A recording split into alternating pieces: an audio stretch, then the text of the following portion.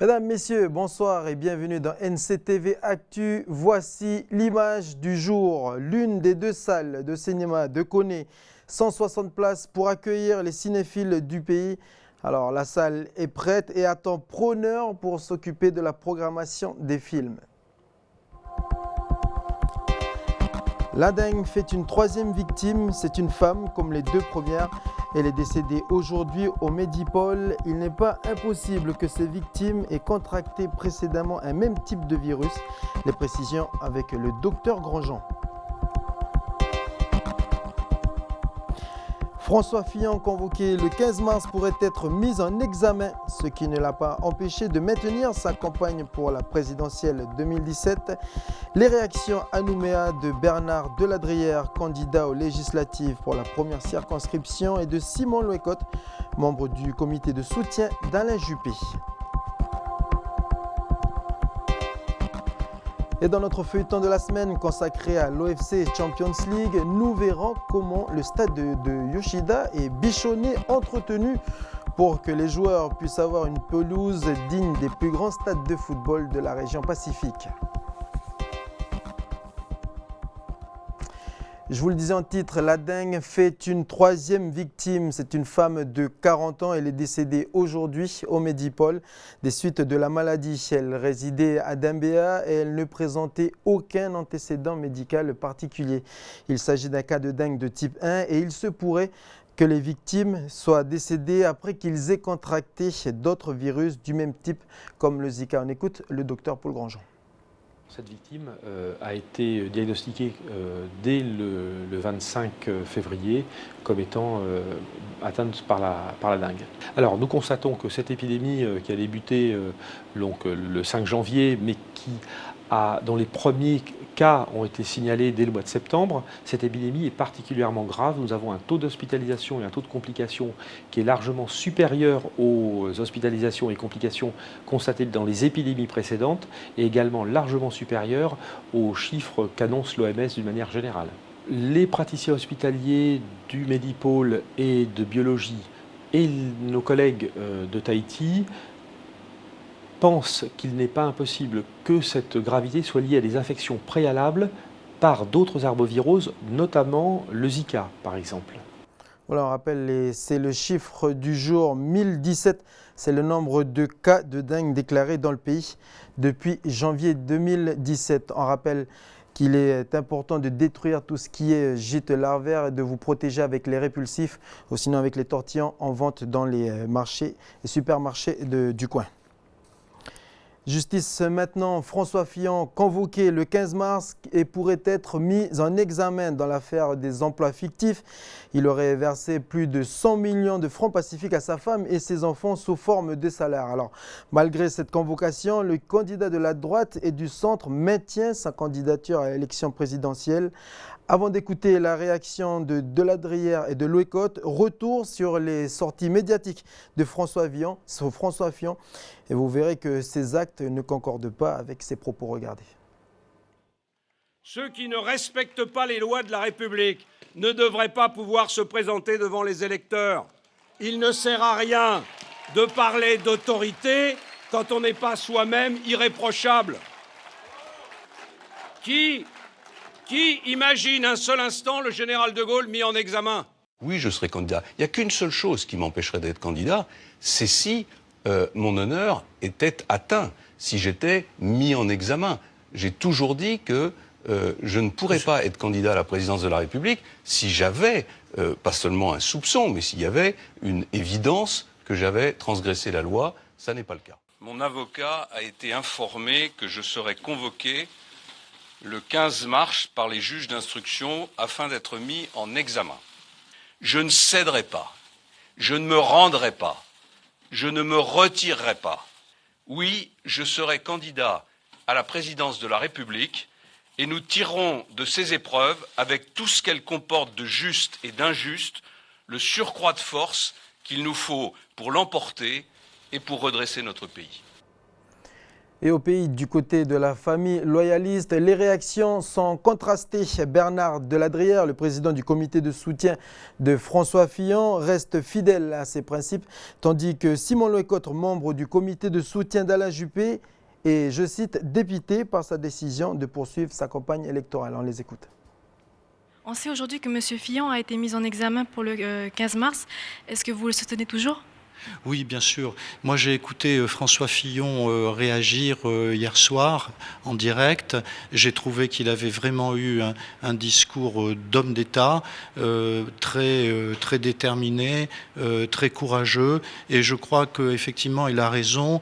Il ne faut pas que les Français soient privés d'un véritable scrutin avec un représentant de la droite. Je rappelle que François Fillon, c'est quand même le représentant de la droite et du centre, qui a été élu à la suite d'une primaire à laquelle ont participé plus de 4 millions d'électeurs. Donc il a une très forte légitimité et il n'est pas normal que la justice intervienne en plein milieu de la campagne présidentielle et fausse la donne démocratique.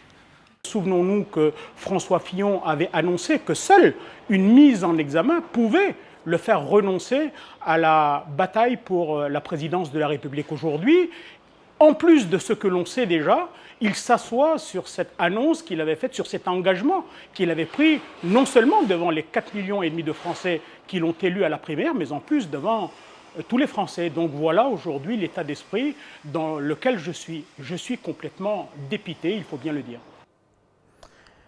Voilà, donc il met un terme à ce chapitre lié à François Fillon. On tient quand même à rappeler qu'il n'est pas encore mis en examen, qu'il a simplement été convoqué, que ce sera justement suite à cette convocation qu'il peut demander à être confronté avec des témoins du dossier. Et dans ce cas-là, le juge demandera donc une mise en examen.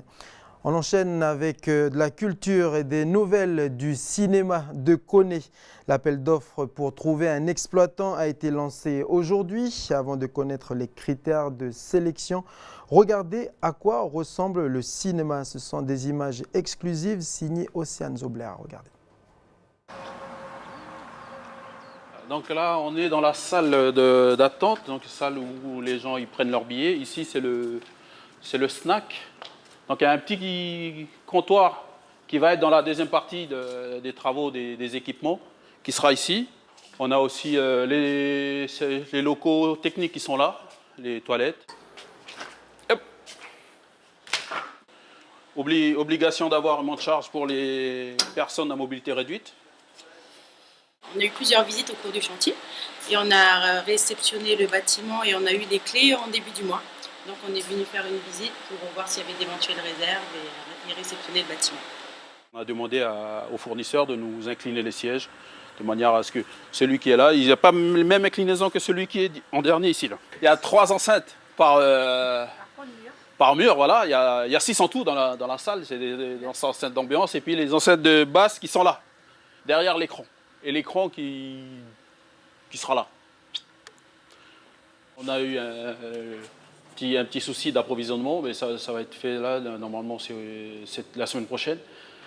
C'est la pose des trespas. Les trespas, c'est les matériaux comme celui-là, à peu près comme celui-là, mais ça reflète un peu la pixelisation d'une image. Donc elle est plutôt à l'extérieur avec des couleurs proches des jaunes. Donc ça, c'est des choix architectural. Des couleurs automnales. Automnales. Je vous le disais, l'appel d'offres est tombé aujourd'hui. Alors la province Nord veut externaliser l'exploitation. Place maintenant aux candidatures. Voici les fonctions de l'exploitant. On écoute Aurore Wap, chargée du numérique et du cinéma à la province Nord. Le rôle de l'exploitant donc, est d'exploiter le cinéma, c'est-à-dire le faire fonctionner, déterminer la programmation, les horaires d'ouverture, le nombre de séances, les tarifs. Nous, on souhaite qu'il y ait une diversité d'offres de films, qu'ils soient du blockbuster ou film d'auteur en passant par les séances scolaires, et que le prix du cinéma soit suffisamment attractif. Et si vous êtes intéressé par la gestion d'un cinéma, peut-être que la gestion de celui de Bourail pourrait vous inspirer, même si là-bas, c'est la commune qui gère l'exploitation. Reportage d'Océane Zobler.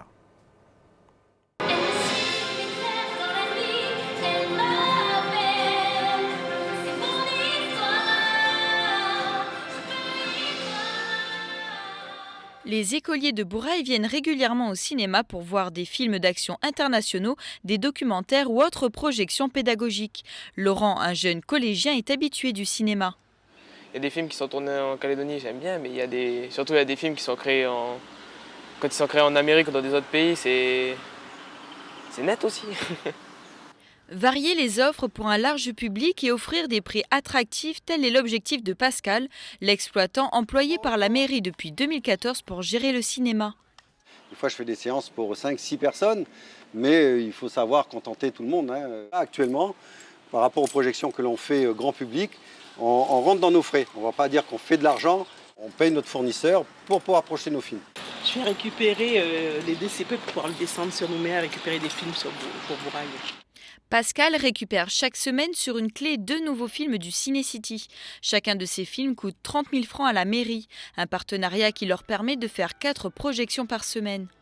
Au vu des coûts de droits de diffusion pour un film, la mairie ne pourrait pas supporter. Tous les films grand public sont fournis par l'exploitant Ixon, propriétaire du Ciné-City à Nouméa. Jusqu'à présent, l'unique exploitant du cinéma, il n'aura plus le monopole puisque le groupe MK2, partenaire du futur cinéma de Dembéa, compte bien offrir au public un large choix cinématographique international ainsi que des animations culturelles. Un nouveau multiplex de 14 salles qui devrait ouvrir ses portes en 2019. Et alors que le nombre de cinémas ici dans le pays pourrait passer de 3 à 5, une question se pose, pourront-elles supporter l'arrivée des plateformes de téléchargement ? Elle permet de regarder un film depuis son smartphone ou son ordinateur. Alors la réponse est oui. Dans le monde de l'économie, le journal démontre qu'en France, la fréquentation cinématographique a atteint en janvier 2017 les 16 millions d'entrées, soit le même nombre d'entrées qu'en janvier 2016. Selon une enquête du CNC, le Conseil national cinématographique, 87,3% des spectateurs considèrent toujours les salles de cinéma comme le meilleur moyen de découvrir un film. Toujours selon Le Monde, c'est le fait que les salles aient l'exclusivité pour diffuser les nouveaux films pendant 4 mois qui fait qu'elles résistent à l'arrivée justement des plateformes de téléchargement. C'était la revue de presse préparée par Clémence Losserand. On passe maintenant au sport et du football maintenant avec la Ligue des champions d'Océanie. Yingen Sport est éliminé de la compétition. Les hommes de Félix Tagawa se sont inclinés 3-1 contre Team Wellington malgré cette superbe égalisation. Voilà de Bertrand Caille, le capitaine, sur un centre de Miguel Kayara. Avec ce but, l'attaquant de Yingen signe sa première réalisation contre une équipe néo-zélandaise. Les Calédoniens ont retenu jusqu'à la 84e minute. Ici, nous voyons le premier but signé Jackson à la 19e minute. Le deuxième but sur coup de pied arrêté signé Moretti. Voilà, 2-1 à la 83e minute. Et puis, dans les arrêts de jeu, il faut l'avouer, il y a aussi cette belle lucarne signée Bevin. 2 buts, les 2 plus beaux buts sûrement de cette compétition. Et on termine avec le feuilleton de la semaine consacré à l'OFC Champions League. Vous avez tous été émerveillés, fascinés par la qualité de la pelouse du stade de Yoshida Akone. Eh bien, sachez que pour en arriver à ce stade, il y a eu un gros travail d'équipe qui a été effectué. Anissa Toussi a rencontré justement cette équipe qui travaille dans l'ombre. On regarde, c'est le feuilleton de la semaine.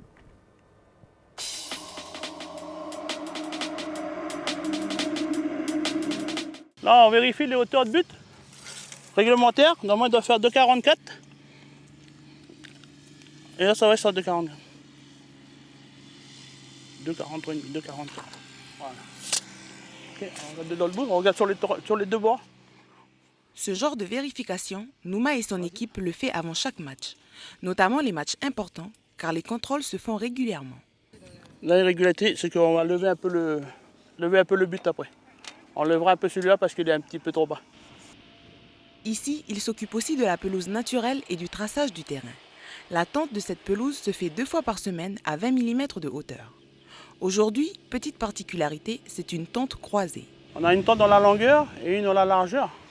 Comme ça, la largeur, il faut la faire la plus droite possible. Comme ça donne la main aux arbitres pour les hors-jeux et des trucs comme ça pour voir où est-ce qu'il y a des fautes. Parce qu'après, comme c'est tracé avec la machine, c'est vraiment bien cadré, bien carré, quoi. Avant de commencer le traçage, Patrick étire le cordeau de façon à ce qu'il soit bien tendu et que les lignes soient parfaitement droites. Le cordeau, il est déjà tendu à tout, là. Il est bien tendu.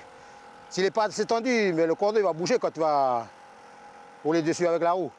Ces tracés se font eux aussi au millimètre près. Ça, c'est les normes qui ont été données par la FIFA. C'est les géomètres qui viennent avec les points.